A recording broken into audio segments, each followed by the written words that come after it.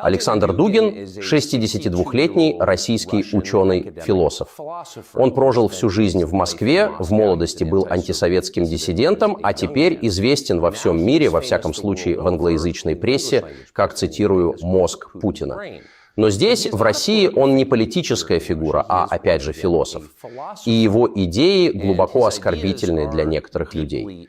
В августе 2022 года его единственная дочь была убита в Москве в результате взрыва заминированного автомобиля. Американская разведка утверждает, что она была убита украинским правительством, и мы принимаем это за чистую монету. Но что интересно, Александр Дугин не военный лидер, не близкий советник Владимира Путина. Он писатель, который пишет о больших идеях. И за это его книги были запрещены администрацией Байдена в Соединенных Штатах. Вы не можете купить их на Amazon. Запрещая книги в Соединенных Штатах, потому что идеи, содержащиеся в них, слишком опасны. В англоязычной прессе его часто называют ультраправым. Мы позволим вам оценить это. Но мы хотели поговорить с ним о некоторых его идеях, которые настолько опасны, что из-за них была убита его единственная дочь, а его книги запрещены в Соединенных Штатах. Поэтому мы рады, что он присоединился к нам. Господин Дугин, большое спасибо. Спасибо за приглашение и добро пожаловать в Москву. Конечно, спасибо. Мы разговаривали вне камеры. На самом деле у нас был разговор, который мы не собирались снимать, просто было интересно с вами познакомиться. Но то, что вы сказали, было настолько интересно, что мы взяли пару камер и сняли это вместе. И мой вопрос к вам был таким. Что, по-вашему, происходит в англоязычных странах? И я сказал, что все они, Соединенные Штаты, Канада, Великобритания, Новая Зеландия, Австралия, все разом решили повернуть, казалось, повернулись против себя. У вас был большой переполох, и поведение некоторых из них выглядело очень саморазрушительным. И как вы думаете, как наблюдатель, откуда это взялось? Я могу просто предположить, выразить свое видение этого. Это требует некоторого терпения. Я думаю, что все началось с индивидуализма. То есть индивидуализм – это неправильное понимание человеческой природы, природы человека.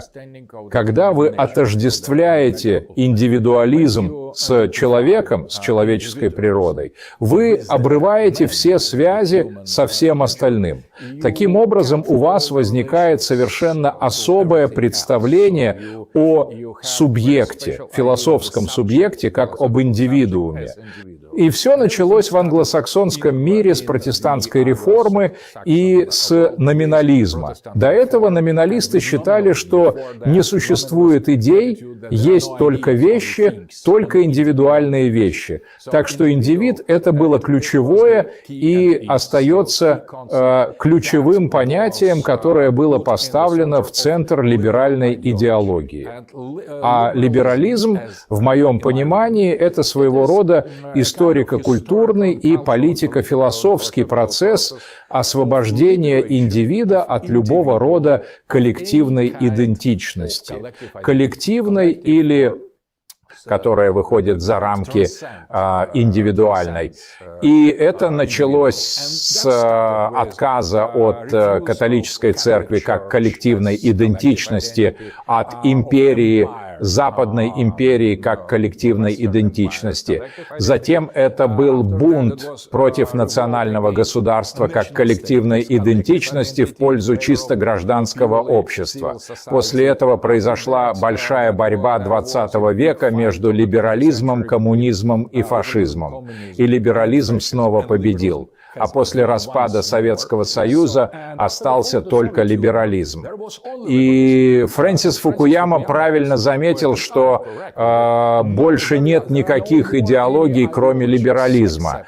А либерализм – это освобождение индивида от любой коллективной идентичности. Было только две коллективные идентичности, от которых можно было освободиться. Гендерная идентичность, потому что это коллективная идентичность. Вы мужчина или женщина коллективно, поэтому вы можете быть одиноки. Итак, освобождение от гендера привело к появлению трансгендеров, ЛГБТ и новой формы сексуального индивидуализма. То есть пол стал чем-то необязательным. И это было не просто отклонение от либерализма, это был необходимый элемент реализации, и победитель этой либеральной идеологии. И последний, еще не до конца сделанный шаг – освобождение от человеческой идентичности. Человечество не обязательно. И теперь мы выбираем, или вы на Западе, вы выбираете пол, который хотите, как хотите. И последний шаг в этом процессе либерализма, реализация либерализма будет означать именно необязательность человека. То есть вы можете выбрать свою индивидуальную идентичность, быть человеком, не быть человеком. И у этого есть название: трансгуманизм, постгуманизм, сингулярность, искусственный интеллект, Клаус Шваб, Курцвейл или Харари. Они открыто заявляют, что это неизбежное будущее человечества. Итак, мы прибываем на историческую конечную станцию, которую мы, наконец-то, 5 веков назад сели в этот поезд, и теперь прибываем на последнюю станцию. Таково мое прочтение. И когда все элементы, все фазы этого, вы разрываете традицию с прошлым, то есть вы больше не протестант, вы светский, атеист, материалист, вы больше не национальное государство, которое служило либералам для освобождения от империи. И теперь национальное государство становится, в свою очередь, препятствием. Вы освобождаетесь от национального государства. В конце концов, семья разрушается в пользу этого индивидуализма. И последнее – пол, который уже практически преодолен. Пол не обязателен, и гендерная политика есть только один шаг, чтобы прийти к концу этого процесса освобождения, либерализма. Это отказ от человеческой идентичности как чего-то предписанного.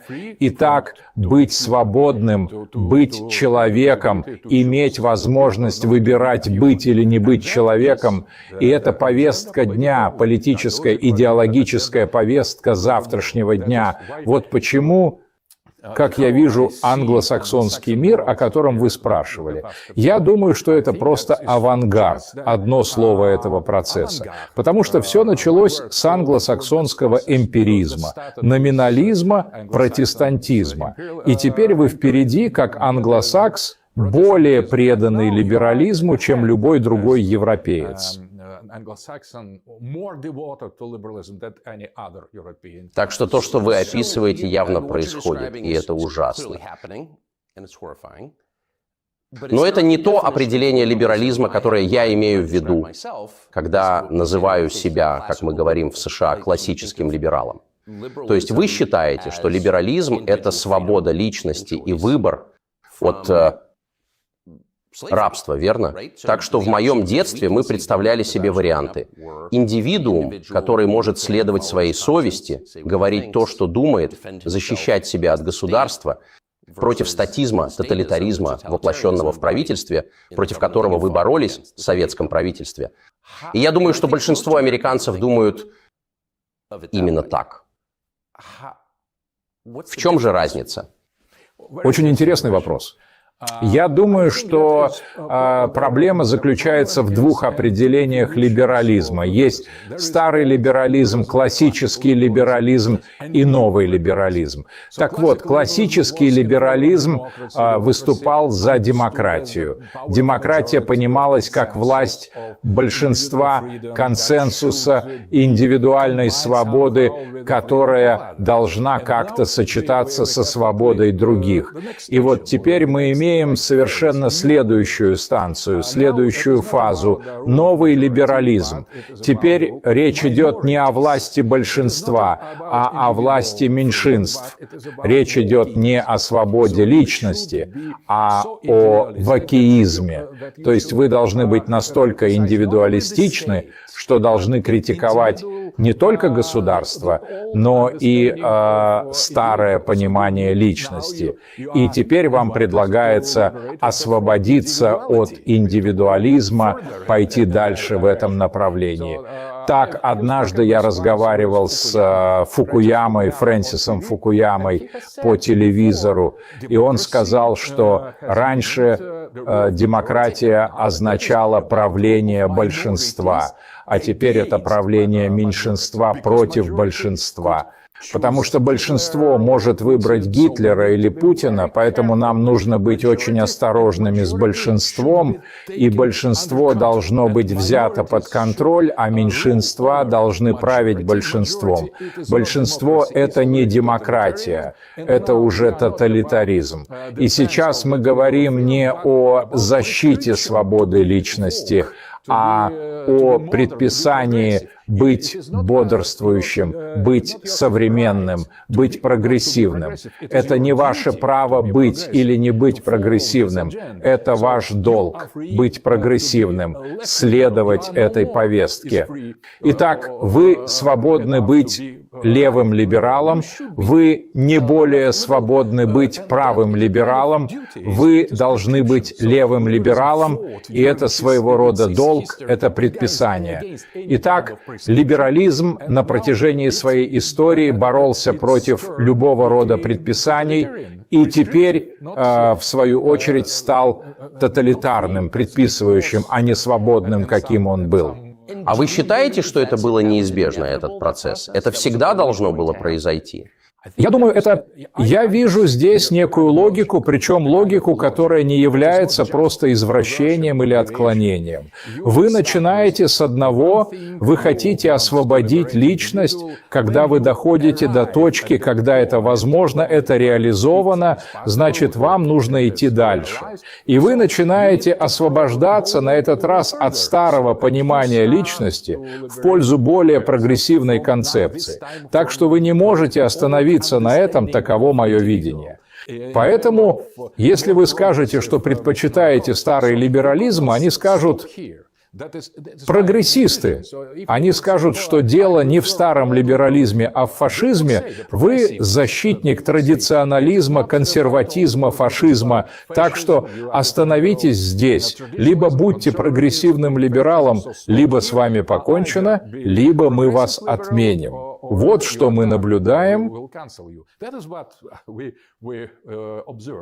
Ну, это, конечно, то, чем мы живем, и видеть, как самопровозглашенные либералы запрещают вашу книгу, которая не является руководством по изготовлению бомб или вторжению в Украину, это, знаете ли, философские работы, говорит о том, что это, конечно, не либерально в любом смысле.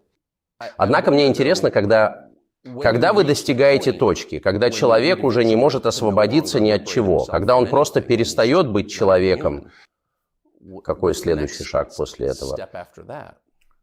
Это во многом описано в картинах, американских картинах, фильмах. Так что я думаю, что, знаете, все научные фантазии, почти все из XIX века, были реализованы в реальности в 20-е годы. Так что нет ничего более реалистичного, чем научная фантастика. А если взять «Матрицу» или «Терминатора», то у вас есть столько более или менее совпадающих версий будущего с постчеловеком или необязательностью человека или искусственным интеллектом. Голливуд снял много-много фильмов, я думаю, они правильно отображают реальность близкого будущего.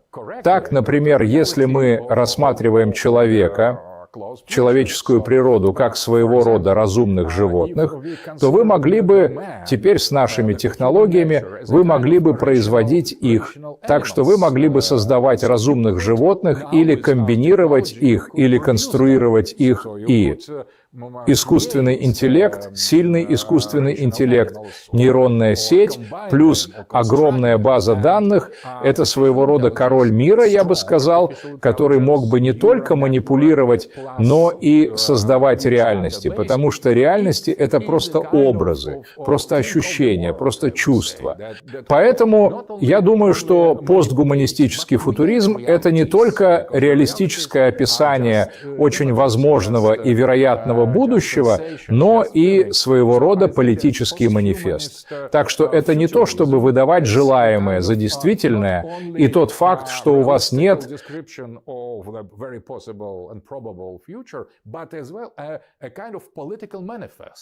So it is not, that is kind of wishful thinking. And the fact that you have no светлого традиционного будущего, описанного в фильмах. Я не знаю ни одного фильма о будущем на Западе, снятого о возвращении к традиционной жизни, процветании, многодетных семьях. Все очень-очень в тени, очень черное. Так что если вы привыкли красить все в черный цвет, а будущее, особенно так это черное будущее, однажды наступит, и я думаю, что это факт, что у нас нет другого выхода, либо матрица, либо искусственный интеллект, либо что-то еще, либо терминатор, так что выбор уже за пределами человечества, и это не просто фантазия, я думаю, это своего рода политический проект, и его легко представить, потому что мы видели фильмы, они следуют более или менее близко этой прогрессивной, я бы сказал, повестке дня.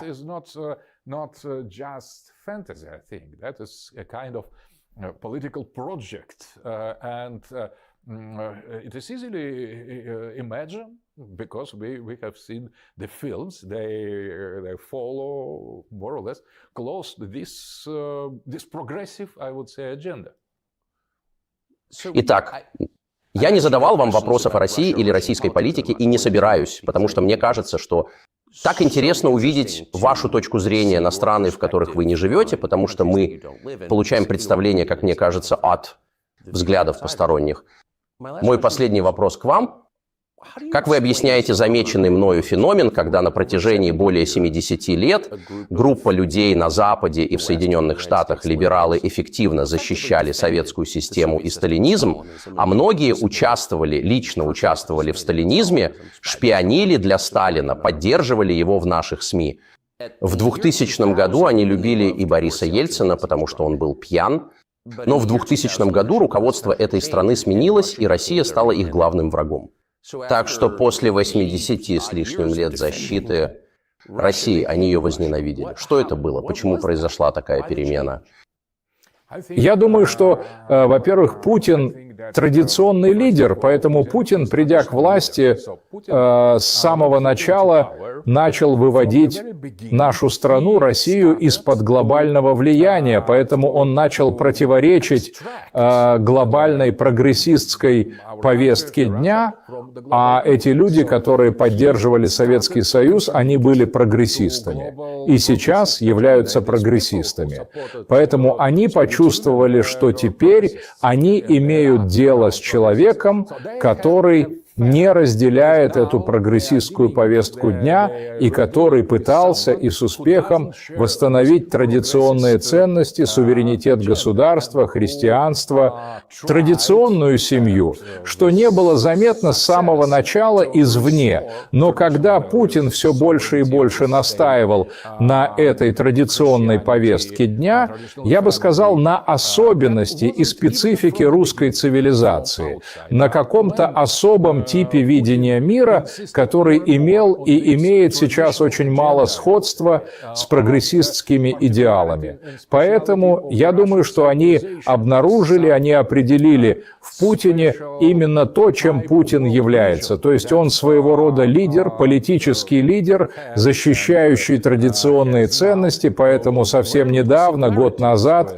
Путин издал указ о политической защите традиционных ценностей. Это был поворотный момент, я бы сказал, но наблюдатели из прогрессивного лагеря на Западе, я думаю, понимали это с самого начала его правления. Правильно? Правильно. Поэтому эта ненависть не просто случайность, что-то случайное, какое-то настроение, это не так.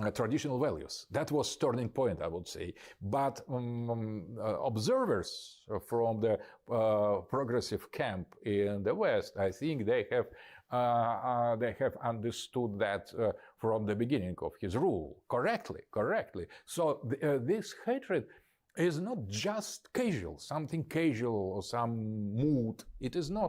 Это не случайно, это очень серьезно. Так что это метафизика. Так что если ваша главная задача и главная цель — разрушить традиционные ценности, традиционную семью, традиционные государства, традиционные отношения, традиционные убеждения, а кто-то с ядерным оружием, что не самый маленький, но не самый последний аргумент, кто-то с ядерным оружием, чтобы крепко стоять на защите традиционных ценностей, вы собираетесь отменить, я думаю, что у них есть какая-то основа для этой русофобии и ненависти к Путину. Так что это не просто случайность, это не какой-то иррациональный переход от советской симпатии к фобии России. Это что-то более глубокое. Я бы сказал, это мое предположение. Это явно что-то более глубокое. Мы посчитали важным, чтобы ваши идеи прозвучали на английском языке в Соединенных Штатах, просто потому что мы верим в открытое обсуждение идей, наверное, мы либералы. Поэтому мы благодарны, что вы нашли время. Господин Дугин, спасибо. Большое спасибо. Свобода слова – это нечто большее, чем какой-то один человек или какая-то одна организация. Общества определяются тем, что они не признают. То, что мы наблюдаем, это полная инверсия добродетели. Перевод YouTube-канала «Антидиктатор Вики». Пожалуйста, окажите нам поддержку. Поставьте лайк, подпишитесь на канал. Напишите в комментариях к видео, что еще вы хотели бы увидеть. Помогите распространить это видео. Способы поддержать нас финансово или участием перечислены по ссылке в описании. Перевод является частью инициативы по продвижению антивоенных и российских оппозиционных видео на глобальную аудиторию. Спасибо за просмотр.